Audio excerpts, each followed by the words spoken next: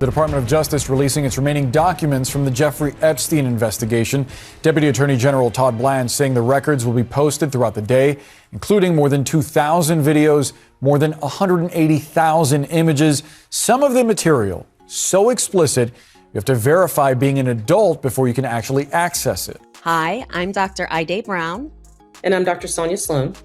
And we are AYA, Black and Brown Women Disruptors in Healthcare and Beyond.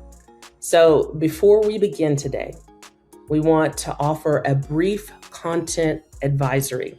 Some of the segments that we're going to discuss today have sexual violence, exploitation of minors, and systemic failures that should have protected children. So please take care of yourself while you're listening and watching today. This conversation is not political. It's not sensational. It is a conversation that we need to have within healthcare. It's grounded in evidence, ethics, and accountability.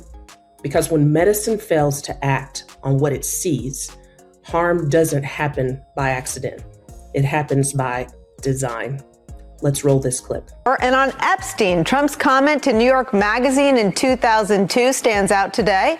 He gave that comment around the time period covered in today's indictment. The president said this, quote, "I've known Jeff for 15 years. Terrific guy. He's a lot of fun to be with."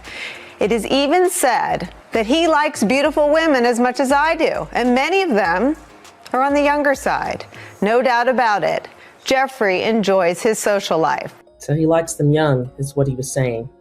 And I think, Dr. Brown, birds of a feather flock together.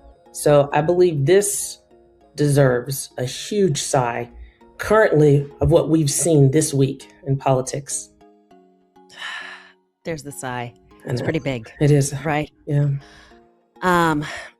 Dr. Sloan, this is a hard conversation because what we're examining today is not just a story of Jeffrey Epstein. It's a case study in how warning signs were ignored and how systems hesitated and how medical responsibility was repeatedly deferred. And that's while children were harmed. And there were clear signals. And in healthcare, those signals are meant to trigger action.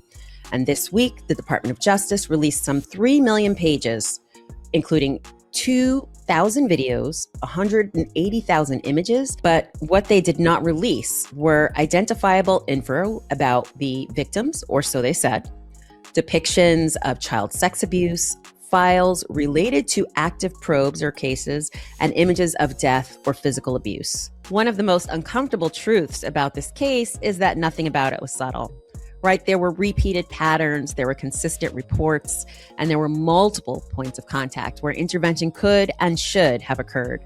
So when we talk about centering women and girls and boys in our healthcare, this is what the question demands of us. It means listening to voices that are routinely dismissed,